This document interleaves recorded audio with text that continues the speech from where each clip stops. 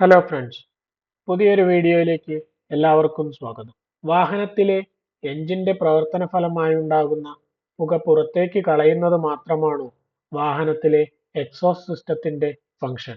BS6 പോലെയുള്ള strict ആയിട്ടുള്ള സ്റ്റാൻഡേർഡുകൾ ഉള്ളപ്പോൾ എത്രത്തോളം എഫക്റ്റീവ് ആയിട്ടാണ് നിങ്ങളുടെ വാഹനത്തിന്റെ എക്സോസ്റ്റ് സിസ്റ്റം ഹാംഫുൾ എമിഷനെ കൺട്രോൾ ചെയ്യുന്നത്? ഓരോ എമിഷൻ സ്റ്റാൻഡേർഡുകളും സ്ട്രിക്റ്റ് ആയിക്കൊണ്ടിരിക്കുമ്പോൾ വാഹനത്തിന്റെ എക്സോസ്റ്റ് സിസ്റ്റം എത്ര ക്ലീനും എഫിഷ്യന്റും ആണെന്നുള്ള ചോദ്യം വളരെ പ്രസക്തമാണ്. ഒപ്പം അത് പ്രകൃതിയെ മാത്രമാണോ അഫക്റ്റ് ചെയ്യുന്നത്? ഒരു വാഹനത്തിലെ എക്സോസ്റ്റ് സിസ്റ്റത്തിന്റെ ഫങ്ഷൻസ് എന്തൊക്കെയാണ്? അതുപോലെ അവയ്ക്കുണ്ടാവുന്ന പ്രശ്നങ്ങൾ എങ്ങനെ ഐഡന്റിഫൈ ചെയ്യാമെന്നൊന്ന് മനസ്സിലാക്കാം. ഇന്റേണൽ കമ്പഷൻ എഞ്ചിനുകളുടെ ആരംഭം മുതൽ എക്സോസ്റ്റ് പൈപ്പിന്റെ പ്രധാനപ്പെട്ട ജോലി എഞ്ചിൻ സിലിണ്ടറുകളിൽ ഉണ്ടാകുന്ന പുക അന്തരീക്ഷത്തിലേക്ക് പുറന്തള്ളുക എന്നതാണ്. പക്ഷേ ഇന്നത്തെ കാലത്ത് അതിനു പുറമെ പുകയിലുള്ള ഹാംഫുൾ സബ്സ്റ്റൻസുകളെ ഒഴിവാക്കി കാർബൺ ഡൈ ഓക്സൈഡിന്റെ അളവ് കുറയ്ക്കുന്നതും എക്സോസ്റ്റ് സിസ്റ്റത്തിന്റെ ഫംഗ്ഷനാണ്. അതിനോടൊപ്പം തന്നെ ശബ്ദമലിനീകരണ തോത് കുറയ്ക്കുന്നതും മറ്റാരുമല്ല. എന്തൊക്കെയാണ് ഇവയുടെ പ്രധാനപ്പെട്ട ഭാഗങ്ങൾ? ടെയിൽ പൈപ്സ്, അന്തരീക്ഷത്തിലേക്ക് തുറന്നിരിക്കുന്ന എക്സോസ്റ്റ് സിസ്റ്റത്തിന്റെ അവസാന ഭാഗം. ഓരോ വാഹനത്തിനനുസരിച്ചും 1 മുതൽ 3 വരെ പൈപ്പുകൾ ഉണ്ടാകും. Oxygen sensor. ഓക്സിജൻ സെൻസറുകൾ അഥവാ O2 സെൻസർ അല്ലെങ്കിൽ ലാംഡ സെൻസർ എന്നറിയപ്പെടുന്ന ഈ സെൻസറുകൾ എക്സോസ്റ്റ് ഗ്യാസിലുള്ള ഓക്സിജന്റെ അളവ് എത്രയാണെന്ന് മെഷർ ചെയ്യുന്നു. ഈ ഡാറ്റ എഞ്ചിൻ കൺട്രോൾ മൊഡ്യൂളിലേക്ക് നൽകുകയും വാല്യൂ അനുസരിച്ച് എയർ ഫ്യൂൽ മിക്സ്ചറിന്റെ റേഷ്യോ അഡ്ജസ്റ്റ് ചെയ്ത് എഞ്ചിന്റെ പ്രവർത്തനം കൂടുതൽ കാര്യക്ഷമമാക്കി എമിഷൻ കുറയ്ക്കുന്നു. Catalytic converter.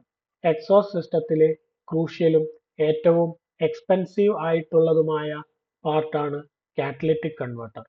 ഇവയ്ക്കൊരു മെറ്റാലിക് ഹൗസിംഗും ഒരു കാറ്റലിറ്റിക് കോറുമുണ്ട്.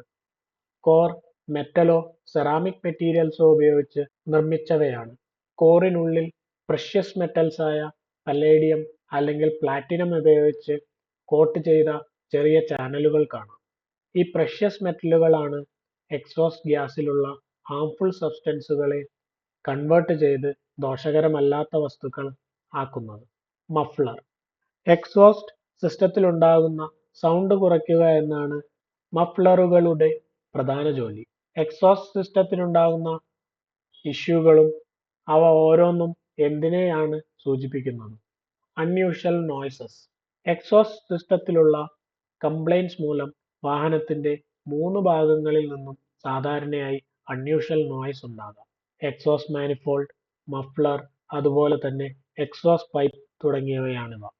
സിലിണ്ടർ ബ്രാഞ്ചുകൾ തമ്മിലുള്ള ക്രാക്ക്, ബോൾട്ടുകളുടെ ഫെയിലിയർ എന്നിവ മൂലം എക്സോസ്റ്റ് മാനിഫോൾഡ് ഇഷ്യൂസ് ഉണ്ടാകാം.